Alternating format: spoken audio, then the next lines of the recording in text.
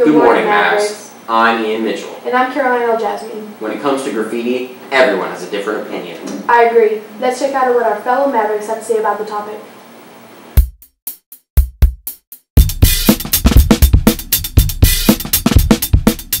Well, nowadays graffiti is symbols of territory by gang members, symbols of dares.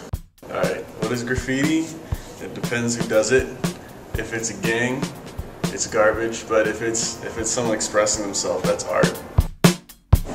The difference between graffiti and art is permission. Artists have permission to put up their artwork, and graffiti is destructive vandalism. It's cost the school several $1,000s over the last couple of years to remove the destructive vandalism, and that comes directly out of the budget and costs all students and staff. I wonder if rap music has any influence on the increase in graffiti lately. You know, that's a good question, Ian. But not necessarily everyone who does graffiti listens to rap. There's really only one way to find out what students are listening to these days. And how's that? By watching this next piece by Agazi and Dane. Hey you. Yeah? What's on your iPod? Okay, on my iPod I'm playing Taylor Swift, Kanye West, Kid Cudi, and some Miley Cyrus, I guess. On my iPod, I'm playing Stuck in the Moment by Justin Bieber. We're playing Beautiful People by Chris Brown. Okay, right now I'm playing Free Amber by 311. I'm listening to What I Got by Subway. You're Making My Dreams Come True by Hall & Oates. The Doors. One song that's on right now is Walk Like a Warrior. I'm playing my humps on my iPod. I'm listening to Revolution by the Beatles right now. J. Cole. Put It Down on Me by Jeremiah. I'm listening to Wiz Khalifa and Kid Cudi. Arcade Fire. Drop by Earl Sweatshirt. I got some Tyler the Creator on my iPod, Currency, Wiz Khalifa, normal stuff.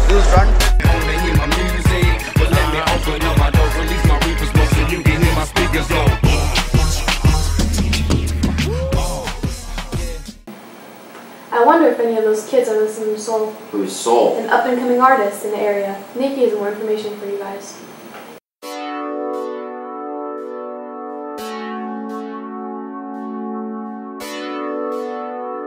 One, two, three!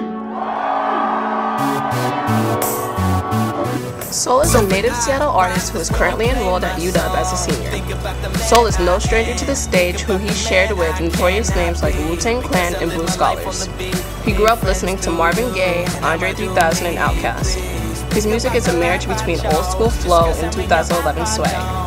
You can check out Soul on May 14th at UW, where he will perform with Mike Posner and Clips. Show starts at 1.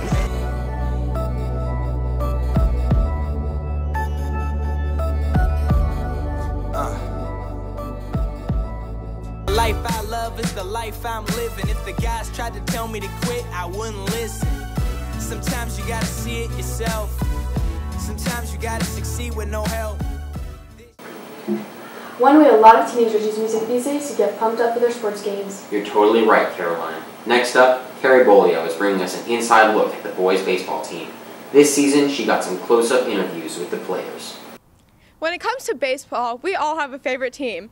And whether we root for the Yankees, the Mariners, or the Red Sox, when it comes to Meadowdale, students have one thing in common. We love our Maverick baseball team. I'm here to bring you a close-up look at the team this season. The position I play is shortstop. Center field. I like the glory from making a big play to save the inning. I play third base and I also pitch. I think the team's most excited to play Woodway, who we already played, and then our upcoming game against Glacier Peak. The game I'm most excited for is the game against Glacier Peak because they're a bunch of jerks. I think I'm most excited to play Glacier Peak because we usually have a good rivalry with them, and they're a pretty good 3A school, so I'm excited. Our pregame is we'll go down the baseline and the team will circle up and we'll all tell jokes, and then Torrin will spit a freestyle. I'll tell you one that Ethan Coffey told that pretty much ruined our pregame one day. It was, what is the similarity between Santa and a grape? What is it? They both have beards. except the grape doesn't have a beard. We didn't really like it. Thanks, Mavs. Back to the studio. Those guys seem pretty cool. You know who else is cool? Who? AP students, of course. And things are about to get even cooler when these students learn about the restructuring that the College Board is about to undertake. Here's Carrie again, this time with a more scholarly topic. Students across the nation have been pushing themselves to the limit in AP classes for years, taking courses that require mass amounts of memorization and textbook reading every night. This year, the College Board decided the system had gone too far. Beginning with the U.S. History and AP Biology exam, the College Board will be restructuring 13 AP tests over the next 4 years. These include history, chemistry, and multiple language exams.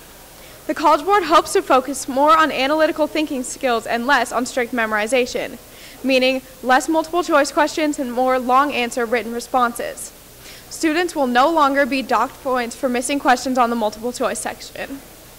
So Ian, did you know that in the U.S. it is more likely for a child to have a sibling than to be an only child? I didn't, but I bet it's fun for those kids who get to attend school with their siblings. Well, I wouldn't know, because I've never done it, but Angela Nguyen and Zara Alzine took a look at some siblings who attend Meadowdale together. Here they are.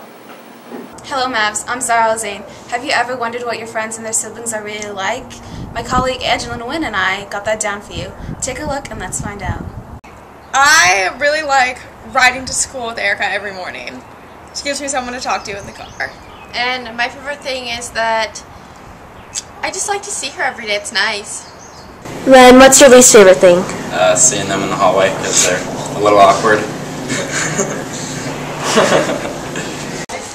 I mean, we're friends with each other, so we can see each other in the halls and say hi and stuff, so that's good. Yeah.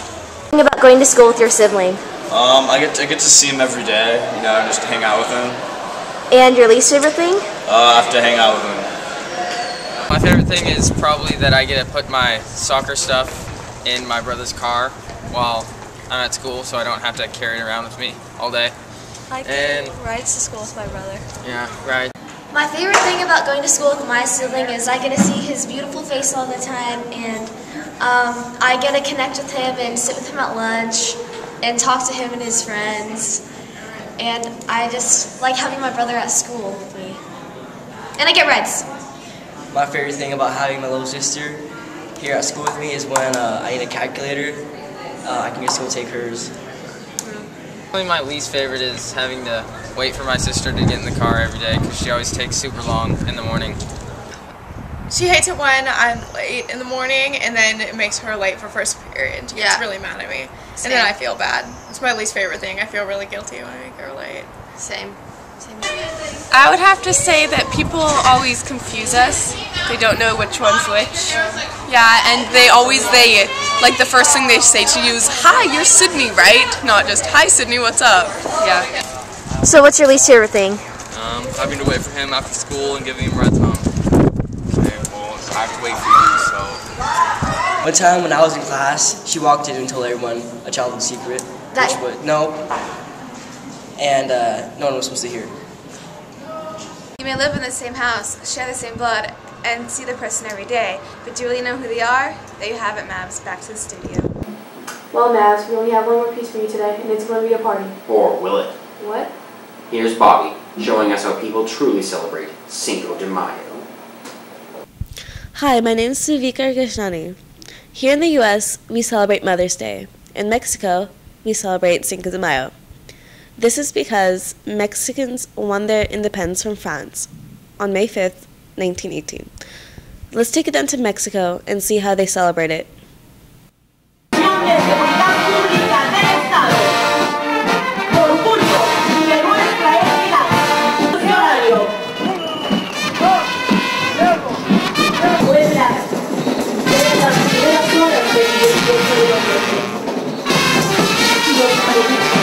Encabezados por Serrat, su esplendor surcando los cielos, yendo a los lados.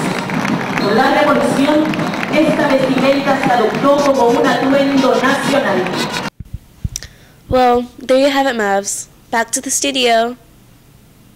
Thanks for watching today, Mavericks. And be sure to check out our wonderful TA's video about the soccer team. It can only be found on our YouTube page. Tune in next month for our senior focus show and the last show of the year. See you next time.